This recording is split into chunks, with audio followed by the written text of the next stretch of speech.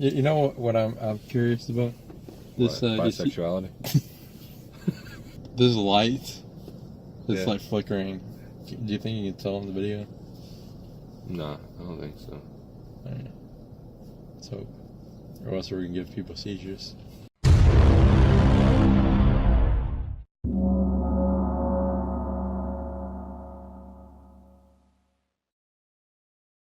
Who's it directed by?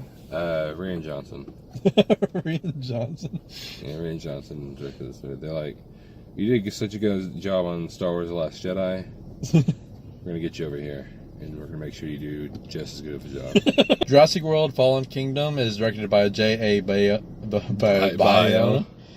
Down by the bio, J.A. Bayona, and it's written by Colin Trevorrow, who wrote and directed the first Jurassic World movie.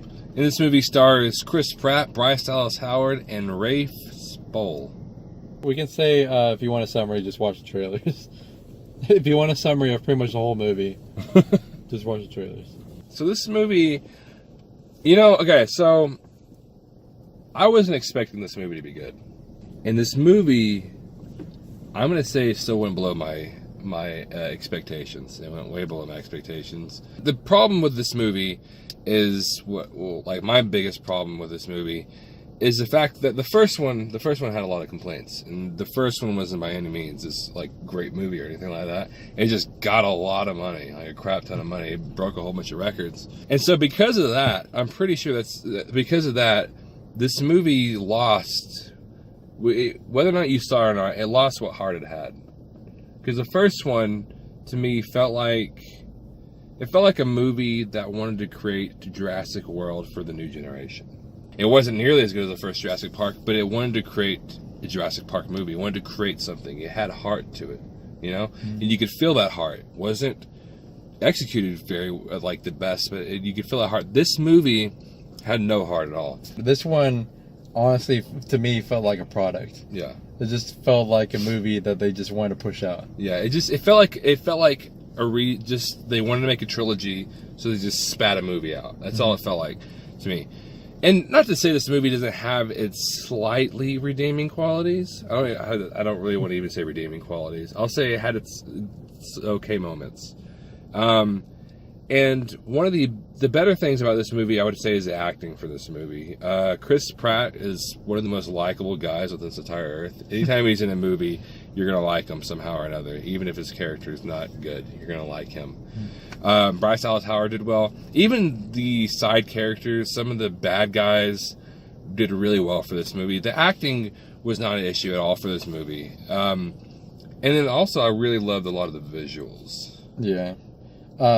One thing I did notice about this movie, just watching it, especially like the first half, this movie honestly felt like it was directed by Michael Bay. Yeah. Because like it was like super fast paced, like way over fast paced. The characters were really wooden. Mm-hmm. There's a lot of explosions, especially in the first half when they're on the island. The villains were way over the top evil and just very one dimensional. Like I said, it did have some actual pretty decent scenes in it. It had some decent portions, like little parts that made the movie slightly entertaining at times. Mm-hmm.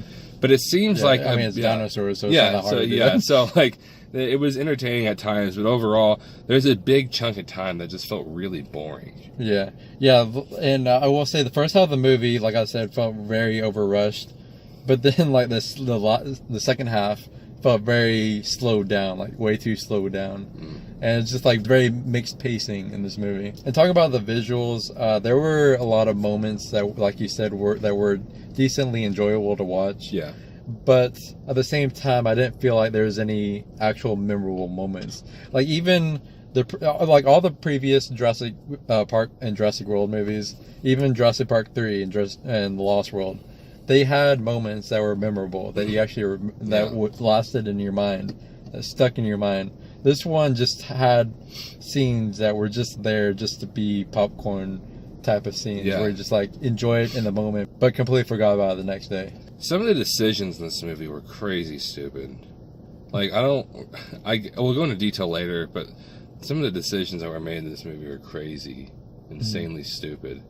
And it got kind of the point where it almost became comedic on some of the decisions that were made. Yeah, especially the villains. Like I said, the villains were so freaking cartoony and so freaking cheesy and so one-dimensional. They were just evil just to be evil, and it's just like it became like they didn't feel like actual people. They just felt like people to cause conflict in this movie.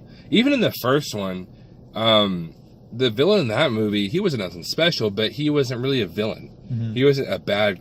He wasn't a good guy, but he wasn't like this bad, horrible, evil guy. Mm-hmm. He wasn't like the murdering people type of guy. Mm-hmm. He was the not caring about the dinosaurs type of guy. So you were made to dislike him. But this movie, the villains were nothing at all. They were just there was some parts whenever you first find out that these villains, these guys are like really evil.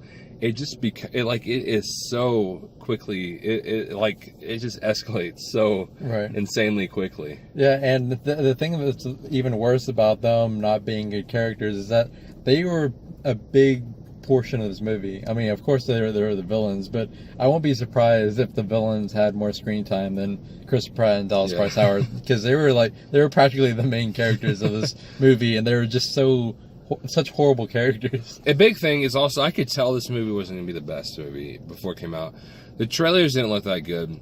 It felt like the movie, you could tell the movie wasn't going to be grounded, like, at all. Mm-hmm. You could tell they're going to try to be putting too much stuff into it. Because they seemed like they had an end goal in mind. They just didn't know how to get to that end goal. And they put so much stuff and made it super rushed until they got it there. And the trailers itself, both trailers feel like two different movies. And unfortunately, the trailers actually do spoil quite a bit for this movie. like 90%. Yeah, it spoils a lot of this movie. Yeah, there's like so many plot points in this movie.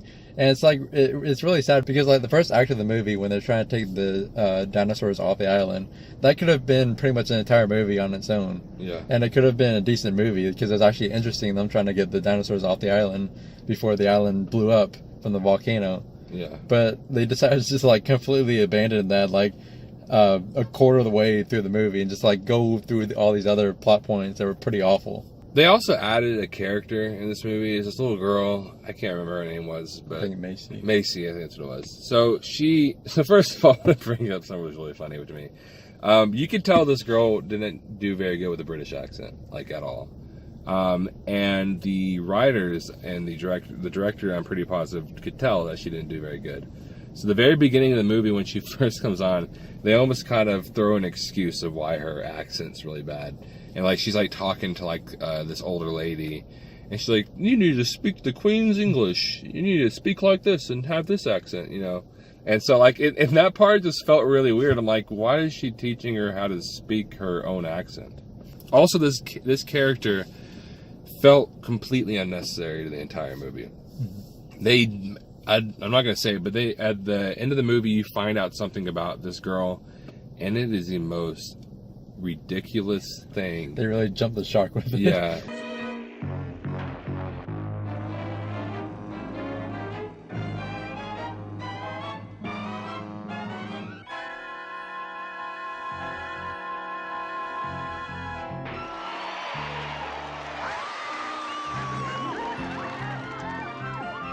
Like it was crazy. Like I don't even understand why they had to do it.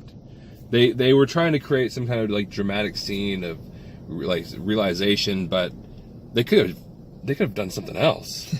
Surely they could have done something else. It was just really random. This character herself though was just so unnecessary. She never really added anything to the plot until that part and then the very end, and it was just, and then she just made some stupid decisions as well. Yeah, and one thing I did notice about that character is like, who's watching this kid? Like, it felt like Carl from The Walking Dead because she was always roaming around the house, and she was always in like the best places in the most convenient of times just to further the plot. And talking about useless characters, there was a guy, I can't remember the character's name, but he screamed a lot. And there's a girl who was a doctor, I think, and they were pretty. Hey man, we're talking about a movie.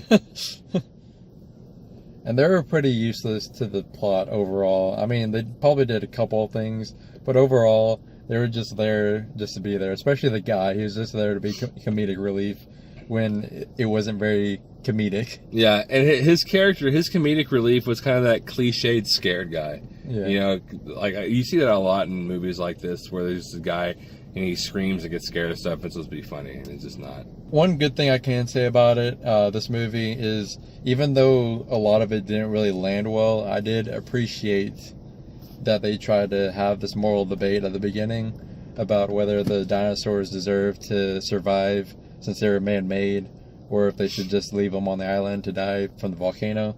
But at the same time, they just like abandoned that. Like after the first like 15 minutes of the movie, they talked about it a lot, and they just completely abandoned it for all these other plot points. They became just so muddled together. Yeah. And one other thing is that I understand that I understand the idea of a Deus Ex Machina. A lot of movies have them where just at the last second somebody sweeps in and saves them, but this movie had one that was kind of. This movie had a few. Yeah, there was a couple that were kind of ridiculous, to the point where, like, in some movies you'll see them and you're like, it's kind of cliched, but like you understand how it happened. Mm-hmm. Like, but there was sometimes whenever someone came and saved people and you have no idea how you got there. Mm-hmm. Like, it was really random. And the character of Dr. Wu, the guy who's created the dinosaurs, who's been on the Jurassic Park movies from the very first one, in this movie, they really did like a huge 180 with this character, because in the previous movies, he's been this guy who's created the dinosaurs and he loves the dinosaurs, and he hasn't really been like that big of a villainous character. But in this movie, they turn him like pretty much completely evil and all about money. This movie has a lot of terrible lines in this movie. Some of the lines are really bad because I feel like sometimes they were trying to create like this kind of deep line almost sometimes, and they just came off really bad. Some of the jokes are also really bad as well. There was actually a few jokes, I'm not gonna lie, that I actually did laugh at. But overall, just the writing for these characters, their dialogue, and all the jokes overall were just bad.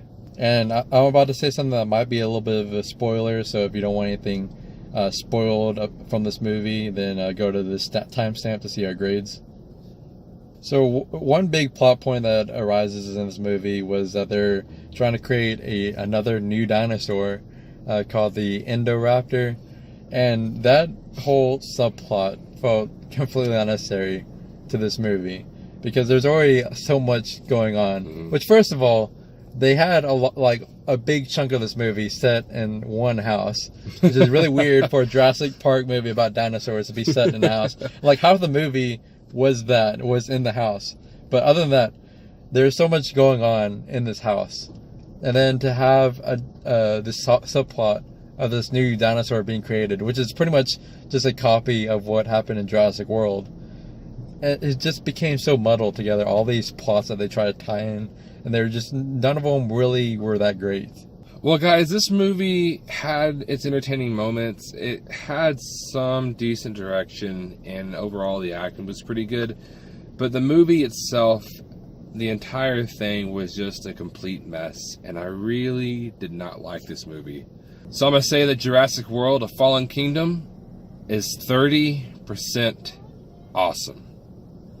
Yeah, honestly, guys, like I said earlier, this felt like a Michael Bay movie, and even further than that, it honestly felt like just a high-budget sci-fi movie with the lazy writing, just poor characters, everything. So I'm going to say that Jurassic World: Fallen Kingdom is 40% awesome. So guys, don't forget to like, share, and subscribe. Also, comment and let us know what you thought about Jurassic World: A Fallen Kingdom. Maybe you disagree with us. Maybe you really liked it. Maybe you found it, just the entertainment was good enough for you. And also, let us know what you thought about the first one, because we don't have a review of the first one up, and I really don't see us doing that anytime soon. So also let us know what you felt about the first one. Maybe even tell us which one you liked more. And don't forget to follow us on social media. We have Facebook, Instagram, and Twitter, all at 2 Awesome Men. And as always, thank you so much for watching, and you will see us later.